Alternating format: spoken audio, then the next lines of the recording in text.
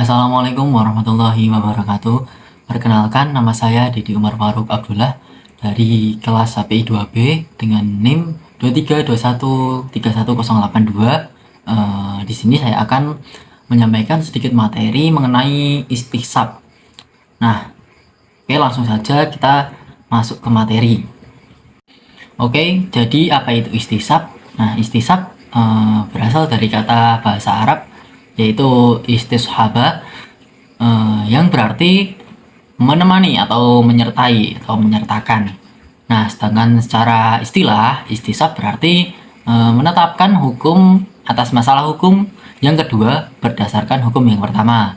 Karena tidak ada dalil yang mengubahnya, jadi hukum awal sama dengan hukum akhir, kecuali ada dalil yang mengubahnya, atau dengan kata lain melanjutkan hukum di masa sebelumnya hingga ke masa kini atau masa nanti sebelum ada hukum lain atau hukum baru yang mengubah hukum lama tersebut.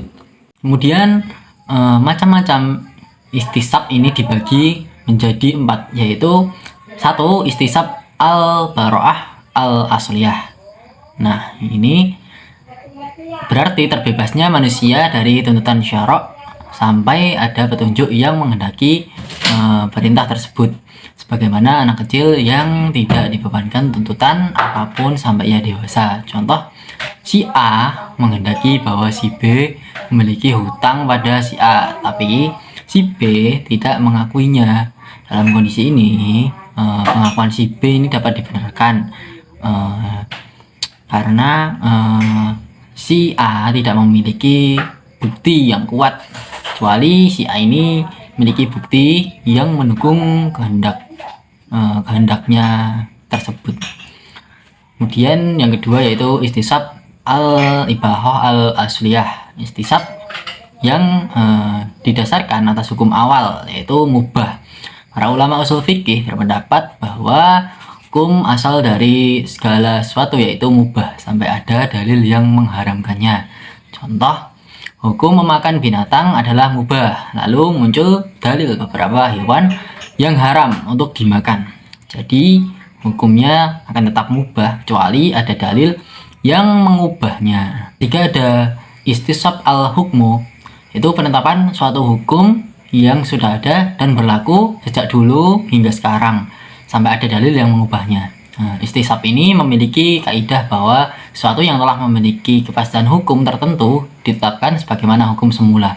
Jadi menerapkan hukum masa lalu untuk masa sekarang itu ya boleh-boleh saja, kecuali ada dalil-dalil yang menyatakan hukum itu tidak boleh digunakan lagi atau ada dalil yang mengubahnya.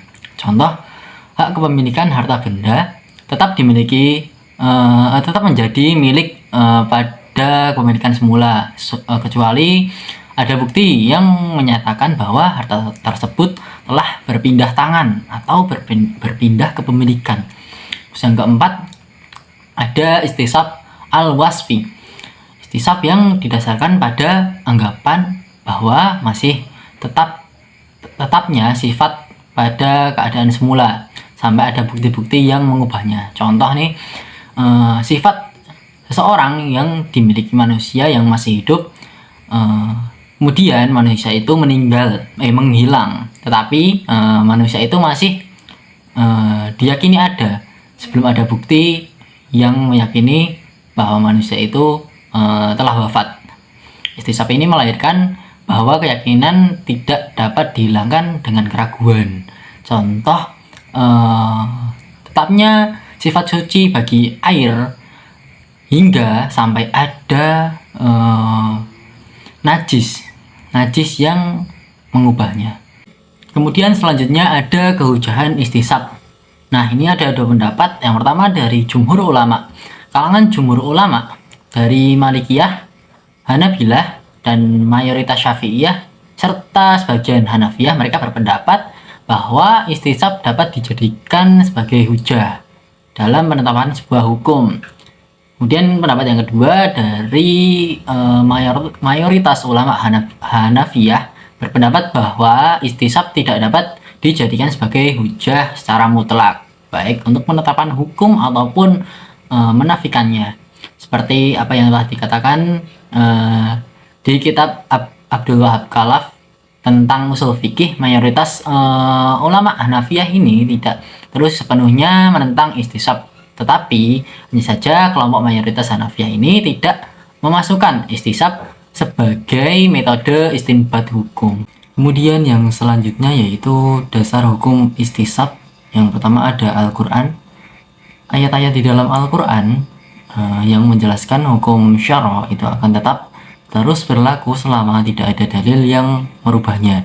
Seperti di dalam Al-Quran telah dijelaskan bahwa haramnya alkohol seperti khamar dan lain-lain itu akan tetap bersifat haram, kecuali jika alkohol tersebut digunakan sebagai bahan campuran untuk membuat cuka, maka hukum haramnya akan hilang karena sifat memabukkannya juga sudah hilang.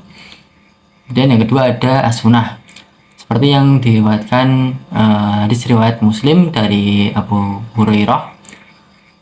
Rasulullah bersabda, apabila salah seorang di antara kamu merasakan sesuatu di perutnya yang membuat dia ragu apakah keluar sesuatu atau tidak, maka janganlah sekali-kali keluar meninggalkan masjid hingga terdengar suara atau keluar angin.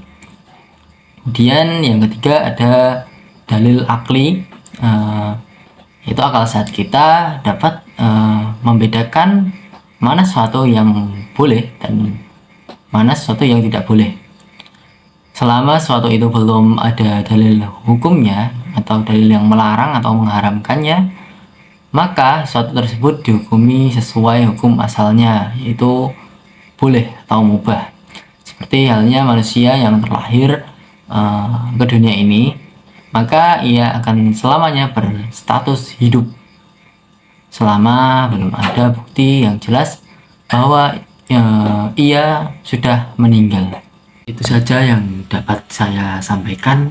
Mungkin ada salah kata atau kurang, itu dari saya. Jika ada lebihnya itu dari Allah Subhanahu wa taala.